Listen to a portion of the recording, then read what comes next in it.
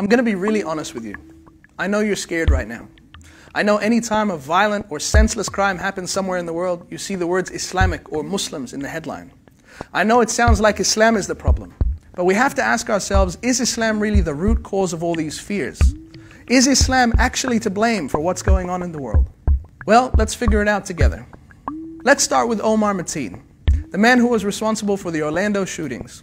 According to many reputable sources, he was described as an extreme alcoholic, an active homosexual, and a man who would frequently beat and abuse his wife. He was described as being a man that was mentally unstable and not a devout Muslim. Clearly, this man led a life that could hardly be called Islamic by anyone. So should we blame Islam and the teachings of Islam for being the motivation for his crime? And let's look at Muhammad Boulel, who drove a truck through a sea of innocent people in France, killing over 80 people. He was also an alcoholic and a frequent drug user. His father said about him that he doesn't pray and doesn't fast and has no connection with any of these things. French police also said that he was known for his petty crimes. In fact, the very first person to be run down in Nice was a Muslim. You can see the victims of the attack wearing hijab and wearing Islamic clothing. Muslims lost family, friends, and loved ones in these attacks. So should we blame Islam and the teachings of Islam for this crime as well? You'll like this one. A leaked document by MI5 in the UK stated that a large number of those involved in terrorism do not practice their faith regularly. Many lack religious literacy and could be regarded as religious novices. That means that these people didn't learn about Islam and then become motivated to kill people. Actually, the opposite is true. They had no idea what Islam was about.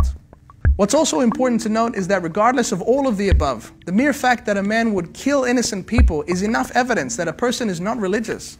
For the killing of innocent people in Islam is one of the gravest sins that a human being can commit, something condemned over and over again in the Qur'an and Islamic doctrine. Here's another very important point. Whatever we call them, terrorists or extremists or murderers, they have killed hundreds of Muslims, thousands of Muslims. Let's not forget the attacks that have taken place in Iraq, in Turkey, in Syria, and maybe most critically, at the mosque of the Prophet Muhammad, peace be upon him, in Medina, in Saudi Arabia, just meters from where he's buried. So can we still say that these people are Muslims who are following teachings of Islam when they bomb a mosque?